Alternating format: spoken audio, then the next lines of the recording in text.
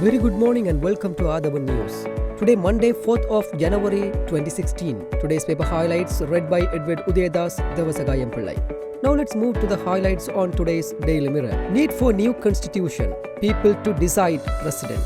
Safeguard rights of all communities to prevent re-emergence of terrorism. President Maithripala Sirisena said yesterday, we must safeguard the rights of all communities to prevent re-emergence of terrorism. He also stated that the public would be given the opportunity to decide whether they need a new constitution, constitutional amendments with an executive prime minister and a normal head of state after January 9, on which date Parliament meets as a constituent assembly. Nawaz Sharif arrives today. Pakistan Prime Minister Nawaz Sharif, who is arriving in Colombo today on a 3-day official visit to Sri Lanka, will hold official bilateral discussions with Sri Lankan delegation headed by President Maithripala Sirisena. TNA MD Selvam suffers heart attack. TNA Vanni parliamentarian and deputy chairman of parliamentary committees, Selvam Adekalanathan, has been admitted to the intensive care unit of the Sri Jayawarthanapura Hospital after suffering a heart attack on Sunday. Former Vanni parliamentarian S. Vinoharadalingam confirmed this news. He is recovering steadily and the doctors have recommended continuous treatment in the intensive care unit of the hospital, he said. Blair arrives for Economic Forum. Mr. Tony Blair, the former Prime Minister of the United Kingdom, arrived in the country last evening to take part in Economic Forum organized by the government to be held on January 7 and 8 in Colombo. Thilanga elected SLC President. Deputy Speaker Thilanga Sumathipala has been elected as the President of the Sri Lanka Cricket with 88 votes. Former SLC Secretary Nishantha Ranadunga received 56 votes. Jayantha Dharmadasa and M. Madhavan were elected as the Vice President of SLC with 102 votes and 90 votes respectively. Arjuna Ranadunga received 80 votes. Mohan De Silva has been elected as the SLC Secretary. Election for the Sri Lanka Cricket was held at the Sports Ministry auditorium yesterday morning. Now let's move to today's daily news. Top businessmen lose millions in internet scams.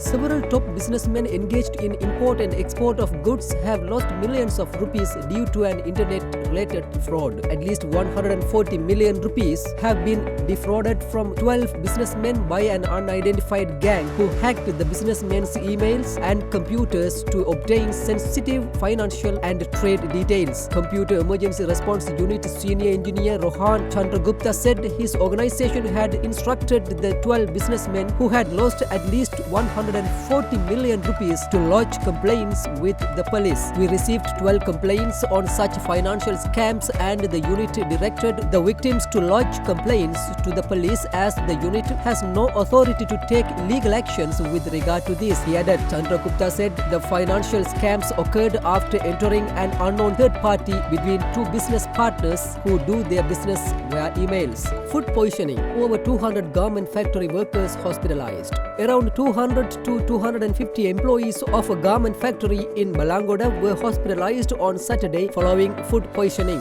Investigations revealed the employees had fallen sick after eating breakfast provided by factory authorities. Investigations are continuing. Residents disturbed by spray painting of Sinhala word. Some Muslim residents in the Nugegoda area yesterday were disturbed to find that their walls and gates had been spray painted with the word Sinhala by some unidentified groups on Saturday night. The residents said that the motive behind that act might have been to provoke the Muslims in the Nugegoda area. A resident said the word Sinhala has been written on the walls and gates of Muslim houses on Saturday night. It is clear that their main target has been Muslims.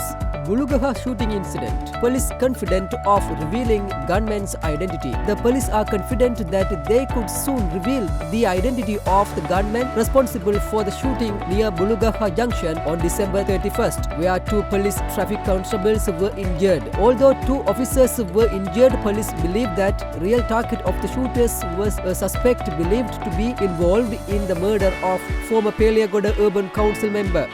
Finally, we move on to today's Ceylon Today. Rajida to cultivate cannabis. The health ministry is to cultivate cannabis, ganja, in a protected mechanism in order to fulfill shortage of ganja to produce certain Ayurvedic medicine, Health Minister Rajida Senaratne said. Addressing a ceremony held to declare open an Ayurvedic hospital, Senaratne said the government will take initiative to import opium in order to produce certain medicine. Health Ministry is assigned not only Western medicine but also indigenous medicine. We need to promote Ayurvedic medicine. There is a death of Ayurvedic medicine in the country. So I initiated a program to cultivate Ayurvedic plants. Due to certain laws and regulations, my attempt to cultivate such herbs would result in ending my term as the minister as well, added Senaratne. 2015 GCE AL High Flyers. The GCE Advanced Level 2015 results were released yesterday, said the Department of Examinations. According to the results, the high flyers as below. First in Bioscience, Tepuli Umesha. First in Maths, Dasun Jayasinghe. First in Commerce, Agila Mohammed. First in Art, Jiva Nayanamali. First in Engineering, Shanaga Anuradha. First in Biosystem Technology, Vasana Marasinghe. First in Common Stream, Bhutika Chaturanga. PM to make special statement. Prime Minister Ranil Wickremesinghe is to make a special statement today at Temple Trees. He is also to meet and greet well-wishers.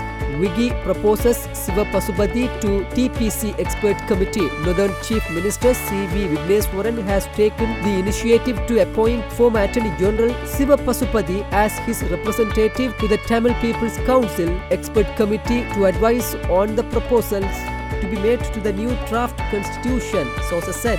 Prince Haid Al Hussein to visit Sri Lanka. UN High Commissioner for Human Rights Prince Haid Al Hussein will be arriving in Sri Lanka on an official visit on Friday 2016, according to sources. Speaking to Ceylon Today, the Acting Director General, Public Communication Division of the Ministry of Foreign Affairs, Satya Rodrigo, said.